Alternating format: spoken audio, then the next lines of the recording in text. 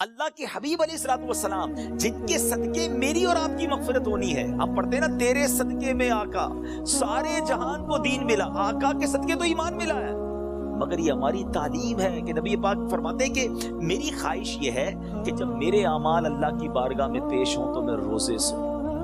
اب یہ سکھا رہے ہیں ہمیں، بتا رہے ہیں کہ دیکھو اعمال پیش ہونے کی رات ہے. اس رات بندوں کے اعمال اللہ کی بارگاہ میں پیش ہوتے ہیں. میں پوچھنا چاہتا ہوں اسلامی بھائیوں سے، ہم سب کو پتا ہے ہمارے اعمال میں کیا ہے، کتنی خطائیں ہیں، کتنی بے شرمیاں، کتنے جرم ہیں. کیا ہمیں کچھ آج شرم آ رہی ہے؟ کیا یہ فیلنگز ہیں کہ یا اللہ کچھ بھی نہیں ہے؟ آج ہمارے اعمال تیرے دربار میں آ رہے ہیں، ہم جانتے ہیں اس میں ہم نے کالے کر دیے اپنے نامہ اعمال، کچھ نہیں مالک تیری بارگاہ میں پیش کرنے کو. اور میرے کریم ہم پہلے سے اس بات کا اقرار کرتے ہیں کہ ہم امتحان میں فیل ہیں، we are lost یا اللہ عز و جل.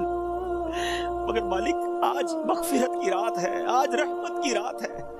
اگر تیری رحمت صرف اچھوں پر برستی رہی تو ہم کدھر جائیں گے؟ آج گڑ گڑانا ہے میرے میٹھے اسلامی بھائی. آج کی رات وہ رات ہے، روایتوں میں مضمون ملتا ہے کہ آج آسمان دنیا سے یہ ندا دی جاتی ہے کہ ہے کوئی مانگنے والا کہ اس کی مراد پوری کی جائے. ہے کوئی مغفرت کا طلبگار کہ اس کو اس کی مغفرت کر دی جائے. ہے کوئی توبہ کرنے والا کہ اس کی توبہ قبول کی جائے. آج تو اعلان ہو رہا ہے نا، لیکن کیا ہم اس کیفیت میں ہیں؟ کیا ہم اللہ کی بارگاہ میں اس طرح گڑ گڑا رہے ہیں کہ مولا بس آج معاف کر دیجیے؟ ورنہ حالت تو یہ ہے، وہ پنجابی شاعر لکھتے نا، جے میں ویکھا عملہ ولے کچھ نہیں میرے پلے، کچھ ہے ہی نہیں، ایوریتھنگ لاسٹ. ہم نے ساری زندگی بیکار کاموں میں تو گزاری، نیکیاں کی تو اس میں اخلاص نہیں، ریاکاری.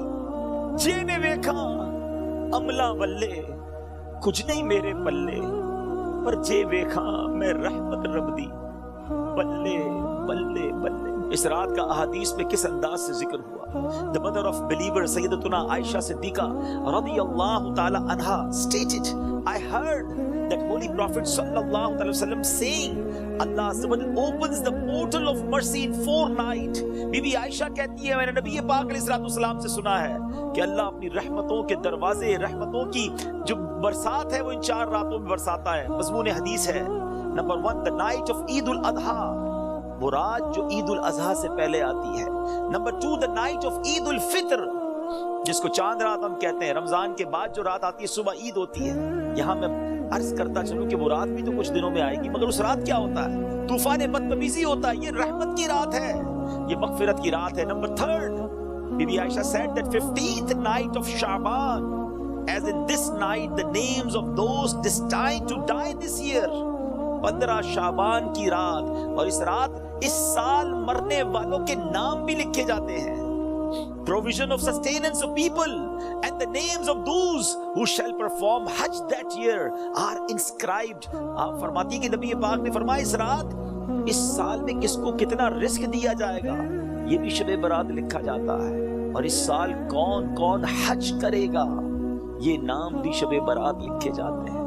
اتنی نازک رات ہے. The 4th night, night of Arafah, the night between the 8th and 9th of Dhul Hijjah until the azan of Fajr. 8 اور 9 ذو الحجہ کی درمیان کی رات، یہ 4تھی رات ہے جو رحمتوں کے دروازے کھول دیے جاتے ہیں، اور یہ عرفہ کی رات کہلاتی ہے. Dear Islamic brothers, how critical the 15th night of Shaban al-Mu'azzam is. کتنی نازک رات ہے. No one knows what will be predestined for him. Sometimes a person is heedlessly busy in these activities while mishaps are destined for him. لوگ غفلت میں ہوتے ہیں، انہیں پتہ ہی نہیں ہوتا کہ ان کے بارے میں کیا لکھا جا رہا ہے. ذرا غور کیجئے. It is stated in غنیۃ الطالبین، یہ وہ کتاب ہے جو سیدی غوث اعظم رضی اللہ تعالیٰ سے منسوب ہے. غوث پاک تحریر فرماتے ہیں The shrouds of many people are washed and prepared, but they are busy wandering around in the markets. Ghaus Pak کہتے ہیں کچھ کفن دھل کر تیار ہوتے ہیں مگر اس کو پہننے والے بازاروں میں گھوم رہے ہوتے ہیں. آپ فرماتے ہیں There are many people whose graves have been dug and ready, but they are busy enjoying themselves. فرماتے ہیں کچھ لوگوں کی قبر کے گھڑے کھدے تیار ہوتے ہیں مگر وہ گھوم رہے ہوتے ہیں، وہ بازار میں مذاق مستی اور جناب گناہوں میں مصروف ہوتے ہیں۔ ایک بات میں آپ کو بس اس جملے کے تحت بتاؤں، پہلے بات پوری کر لوں پھر میں آپ کو پریکٹیکلی بھی سمجھاؤں گا۔ آپ فرماتے ہیں number of people are busy laughing although the final moment of their death is approaching۔ کچھ لوگ ہنسی مذاق کر رہے ہوتے ہیں مگر موت کا وقت قریب آ گیا ہوتا ہے۔ فرماتے ہیں the construction of many houses is about to complete but at the same time the lifetime of the owners is also about to complete۔ فرماتے ہیں کچھ گھر بالکل بن کر تیار ہو گئے ہوتے ہیں مگر مکین جو اس گھر میں رہنے کے لیے آنا چاہتا ہے اس کا آخری وقت بھی آ گیا، اس کی قبر بھی تیار ہو چکی ہے۔ اب ذرا اس کو پریکٹیکلی سمجھیے، آپ جب قبرستان جاتے ہیں کچھ قبریں تیار ملتی ہیں نا، صحیح بات بتاؤں پریکٹیکل، جو قبریں کھودی ہوئی ہیں نا، جن کی بھی کھودی ہوئی ہیں وہ زندہ ہے اس وقت، ہاں تھوڑی دیر بعد مرنا ہے انہوں نے اور پھر اس قبر میں آ جانا ہے۔ کفن کی دکان پر جب کبھی جائے نا تو وہ کفن وہ طے کر رہا ہوتا ہے، پلاسٹک میں ڈال رہا ہوتا ہے، ایکچولی جس کا کفن طے کر رہا ہے نا وہ اس وقت زندہ ہے، تھوڑی دیر بعد اس نے مرنا ہے۔ یہ کفن خریدنے کوئی آئے گا دکان سے، اس کو کفن پہنایا جائے گا، اور جو قبر تھوڑی دیر پہلے گورکن نے یا ایک دن پہلے کھودی تھی یہ اس کے لیے کھودی تھی جو زندہ ہے۔ تو مجھے اور آپ کو پتا نہیں ہے کہ ہماری قبر خودی بھی کہیں ریڈی تو نہیں ہے، کہیں کفن طے تو نہیں ہو رہا۔ آگاہ اپنی موت سے کوئی بشر نہیں، سامان 100 برس کا ہے بلکہ خبر۔ Dear Islamic brothers, this is the very crucial night۔ بہت زیادہ نازک رات ہے۔ اس رات کتنی مغفرت ہوگی، کتنے لوگ بخشے جائیں گے۔ سیدنا عائشہ صدیقہ رضی اللہ تعالیٰ عنہ has reported that the holy prophet sallallahu alaihi wasallam said, Jibreel alayhi salam came to me and said, this is the 15th night of Shaban, Allah Azza wa Jal frees as many people from the hell as the number of the hairs on the goats of the tribe of Kalb۔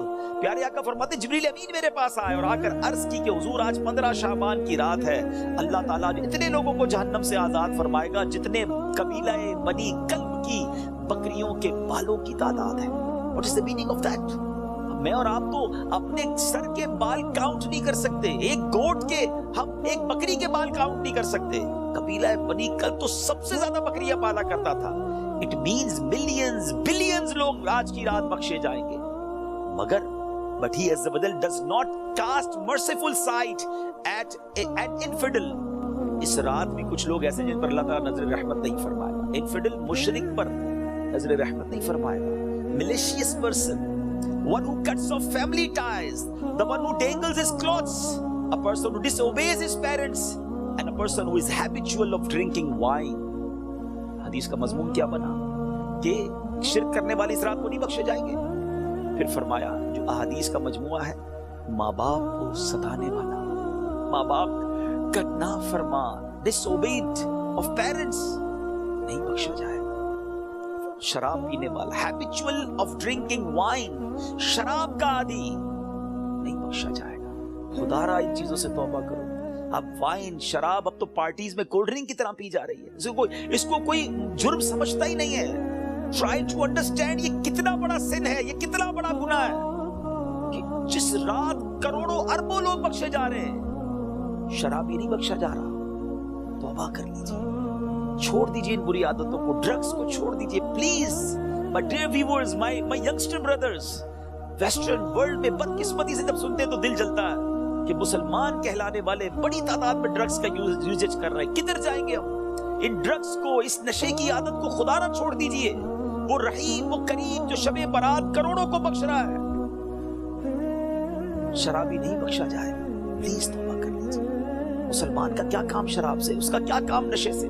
آپ ایک بار اور یاد رکھیں، جو نشہ کرنے والے ہیں نا، جو ڈرگز یوز کرتے ہیں، ٹرائی ٹو انڈرسٹینڈ جس اسٹیٹ میں، جس عالم میں روایتوں میں مضمون ملتا ہے کسی کا انتقال ہوگا نا، اسی عالم میں قیامت کے دن اٹھایا جائے گا۔ کبھی سوچا آپ نے اگر نشہ کیا، ڈرگز یوز کی، وائن پینے والے جو نشے میں گھومتے رہتے ہیں، جھومتے رہتے ہیں، اگر اسی حالت میں انتقال ہو گیا، آج رات تو یہ لکھا جائے گا نا کہ اگلے اس سال میں کس کا انتقال ہونا ہے، کیا پتا ہمارا وقت قریب آ گیا ہو۔ اور اگر نشے میں مر گئے تو کیا جواب دیں؟ اللہ کی بارگاہ میں نشے میں پیش ہوں گے؟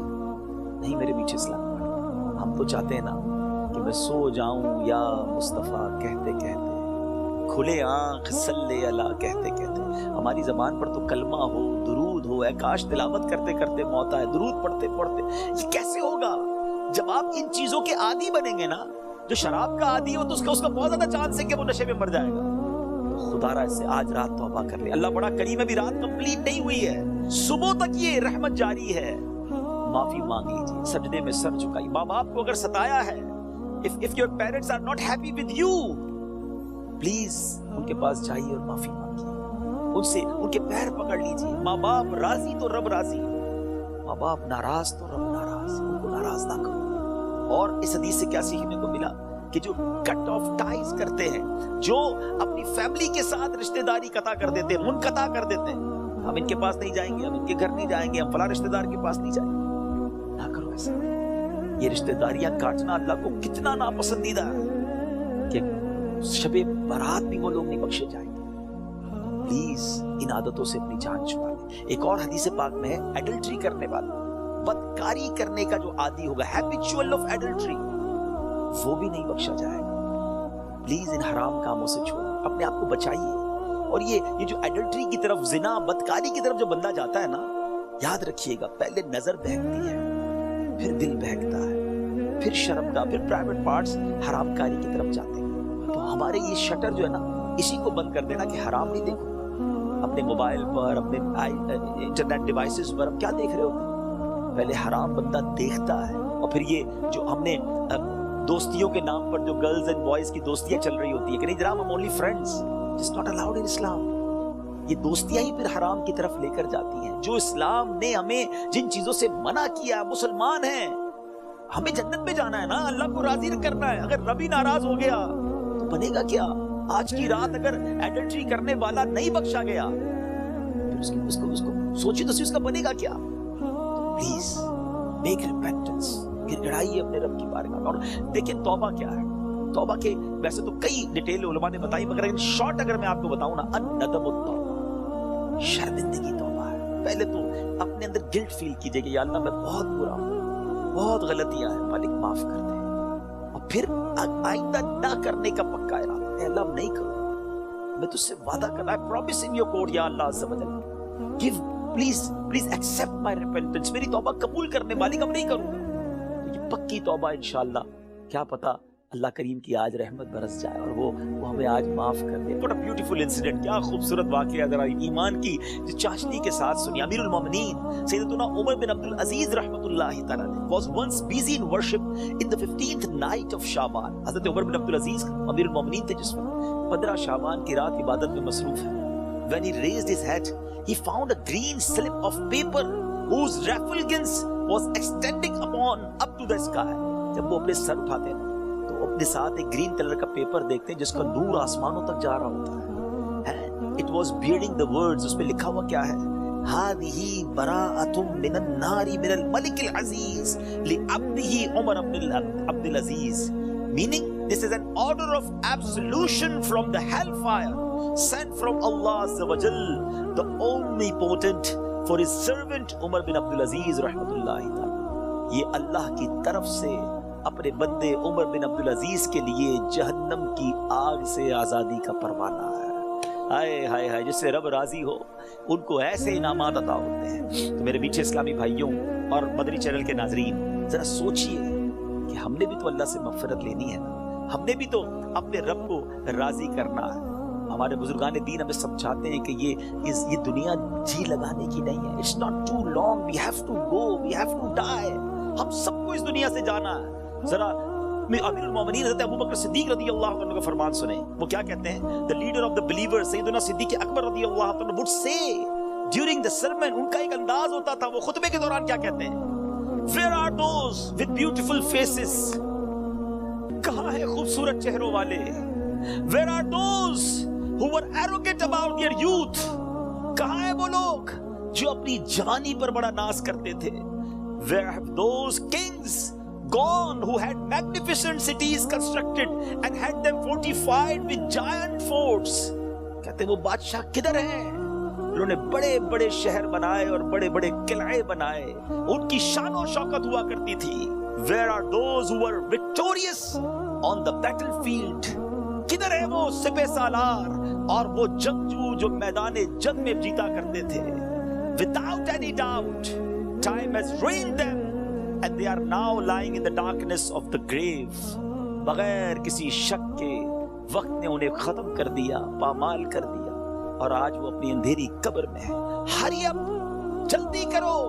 Exceed in performing good deeds and seek salvation. سیدنا ابوبکر صدیق کہتے ہیں جلدی کرو اور اللہ کو راضی کرنے والے کام کر لو اور نجات حاصل کر لو.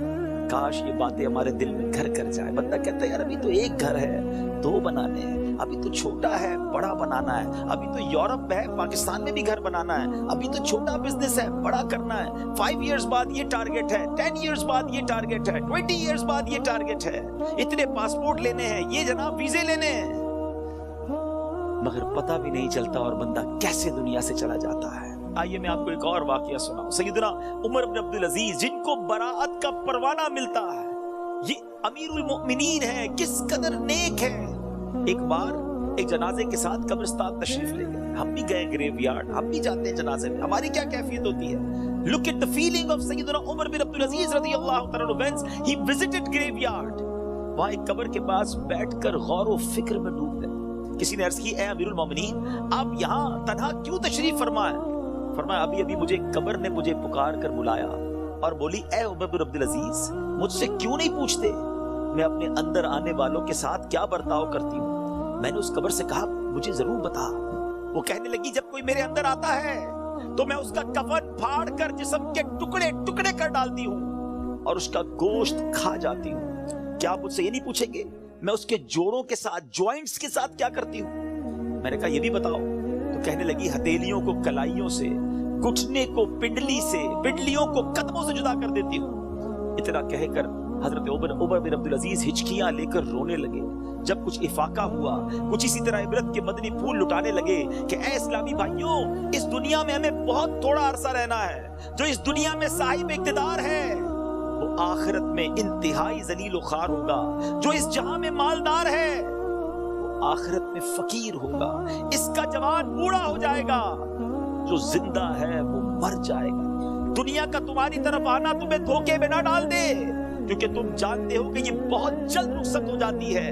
کہاں گئے تلاوت قرآن کرنے والے, کہاں گئے بیت اللہ کا حج کرنے والے, کہاں گئے ماہ رمضان کے روزے رکھنے والے.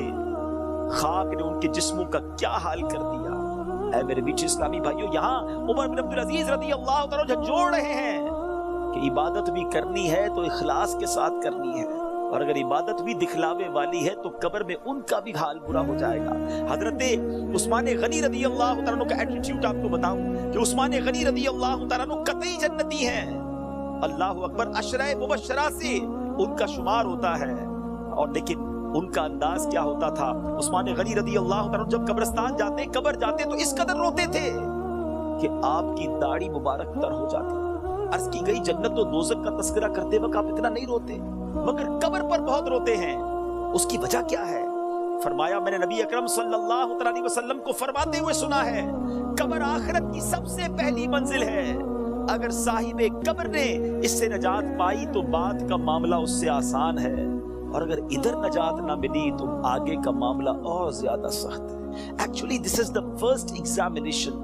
یہ پہلا امتحان ہے جو مرنے کے بعد دینا ہے. جو اس امتحان میں کامیاب ہے وہ آگے بڑھتا چلا جائے گا, اس کی سکسس کا راستہ کھل جائے گا. مگر جو اس امتحان میں ہی فیل ہو گیا وہ آگے بھی برباد رہے گا. اے میرے بیچ اسلامی بھائی, کیا ہم اس ایگزامینیشن کی تیاری کر رہے ہیں؟ ہم میں سب نے کسی نہ کسی ایگزام کو دیا نا, اسکول مدرسے کہیں نہ کہیں ایگزام دیا تھا. اس ایگزام سے پہلے ہم پر کتنا برڈن تھا, کتنا پریشر تھا.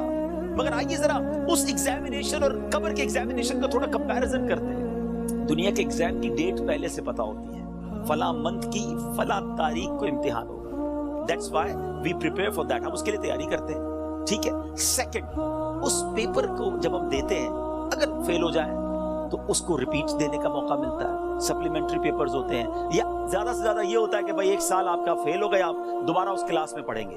That's it, اور تو کچھ نہیں ہوتا. تیسرا, اس ایگزامینیشن کا جو ریزلٹ ہے وہ فیو منتھس کے بعد یا فیو ڈیز کے بعد اناؤنس ہوتا ہے, ٹھیک ہے. یہ 3 چیزیں ذہن میں رکھیے گا.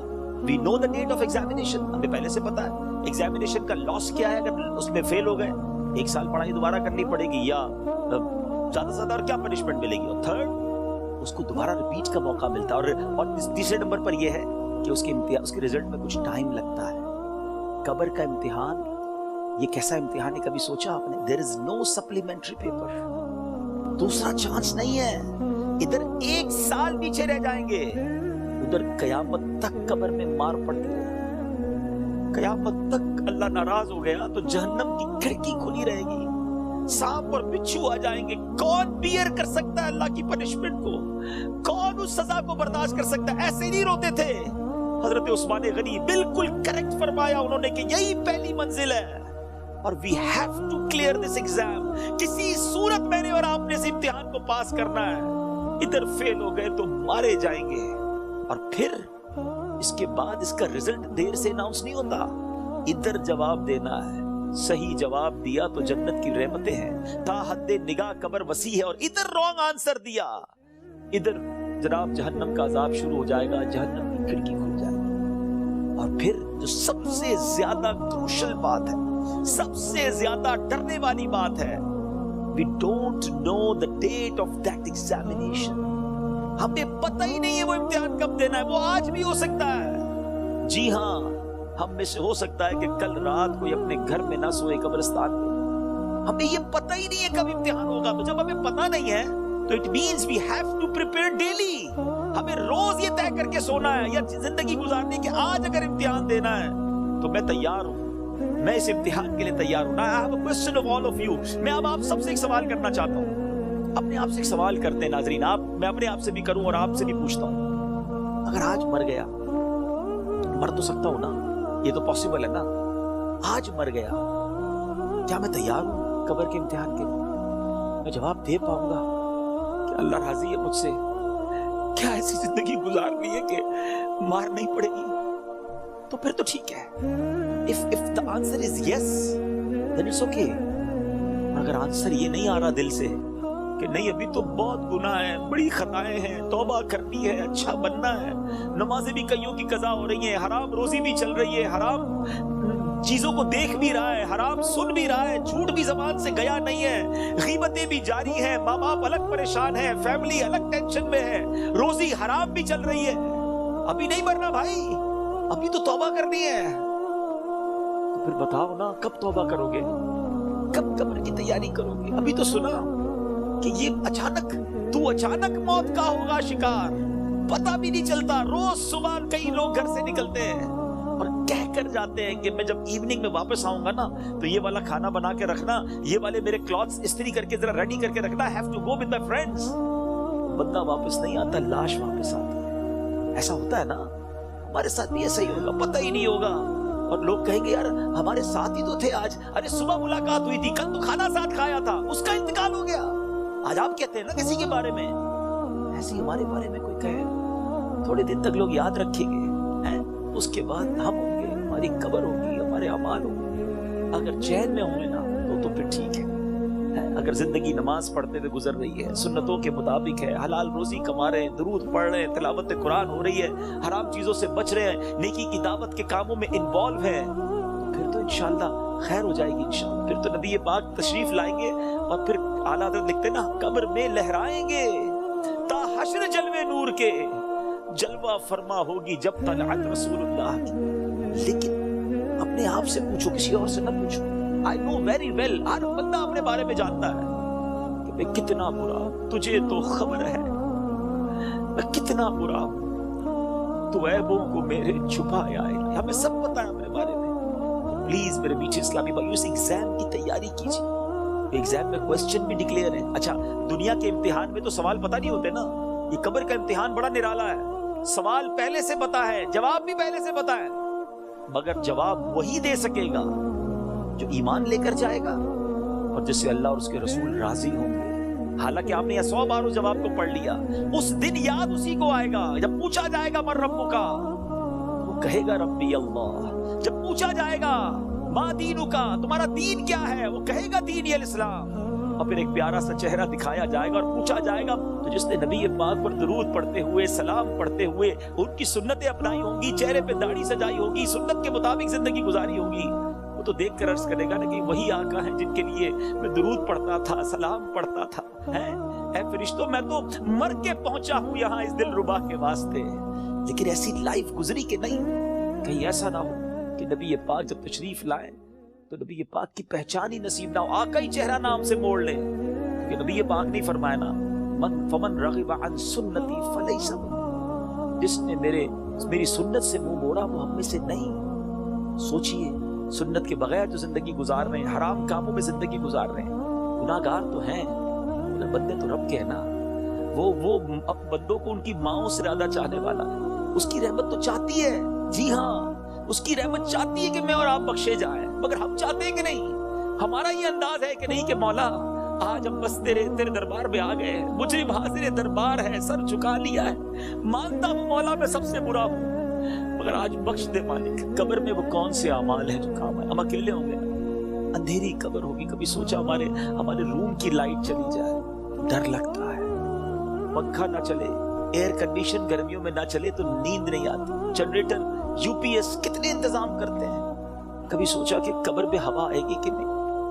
اکیلا ہوں گا، کیا ہوگا میرے ساتھ؟ اور اگر اللہ نہ کرے ادھر سانپ بچھو آ گئے، ادھر جہنم کی آگ ہوگی تو ہم کیا کریں گے؟ آئیے میں آپ کو بتاتا ہوں. حضرت سیدنا ابو ہریرہ رضی اللہ عنہ فرماتے ہیں کہ جب مومن مردے کو قبر میں رکھا جاتا ہے تو عذاب کی روک تھام کے لیے، عذاب سے سیکیور کرنے کے لیے، سنو وہ کیا سیکیورٹی ہوگی؟ نماز اس کے سر کی جانب، زکوٰۃ رائٹ سائڈ پہ دائیں طرف، روزہ لیفٹ سائڈ پہ بائیں طرف، صدقہ، صلہ رحمی اور لوگوں کے ساتھ حسن سلوک جو ہوگا وہ پاؤں کی طرف آ جاتے ہیں. بس جب عذاب اس کے سر کی طرف سے آتا ہے تو نماز کہتی ہے میری طرف سے کوئی راستہ نہیں ہے. جب رائٹ سائڈ سے عذاب آتا ہے تو زکوٰۃ کہتی ہے میری طرف سے بھی کوئی راستہ نہیں ہے. جب لیفٹ سائڈ سے بائیں سائڈ سے عذاب آتا ہے تو روزہ کہتا ہے میرے یہاں سے بھی کوئی راستہ نہیں ہے. پاؤں کی طرف سے عذاب آتا ہے تو صدقہ اور دوسرے نیک اعمال کہتے ہیں ہماری طرف سے بھی داخلے کا کوئی راستہ نہیں ہے. یہ سیکیورٹی ہے. نماز، زکوٰۃ، روزہ، صدقہ و خیرات، رشتہ داروں کے ساتھ اچھا سلوک، یہ وہ عادتیں ہیں جو قبر میں کام آئیں گی. پلیز ان عادتوں کو اپنا لیجیے. آج شب برات قبرستان جانے کی رات ہے تو قبر کو یاد کریں نا. Try to prepare for your grave. لوگ کہتے ہیں برائٹ فیوچر ہونا چاہیے. ارے جتنا برائٹ فیوچر کے بارے میں سوچتے ہو کبھی برائٹ گریو کے بارے میں بھی تو سوچو نا، کہ قبر بھی تو برائٹ ہو، وہ بھی تو روشن ہو، ادھر اندھیرا نہ ہو. یاد رکھیے گا قبر فقط دو طرح کی ہوتی ہے. There is no third option. اللہ کے حبیب علیہ السلام فرماتے ہیں جس کا مضمون ہے قبر یا تو جنت کے باغوں میں سے ایک باغ ہوتی ہے یا تو دوزخ کے گھڑوں میں سے ایک گھڑا. Now we have to decide, we have to think about it. ہمیں سوچنا ہے کہ میری لائف ایسی ہے کہ قبر جنت کا باغ بنے گی یا اللہ نہ کرے جہنم کا گھڑا بن جائے گی. پیارے آقا مدینے والے مصطفیٰ صلی اللہ علیہ وسلم ایک اور بڑا خوبصورت فرمان فرماتے ہیں. اے سورہ ملک پڑھنے والوں تمہیں مبارک ہو، اے قرآن سے دوستی کرنے والوں تمہیں مبارک ہو. قبر میں دیکھو یہ کیسا کام آنا ہے. اللہ کے حبیب فرماتے ہیں بے شک قرآن میں 30 آیتوں پر مشتمل ایک سورت ہے جو اپنے پڑھنے والے کے لیے شفاعت کرتی ہے یہاں تک کہ اس کی مغفرت کر دی جائے گی، اور یہ سورہ ملک ہے.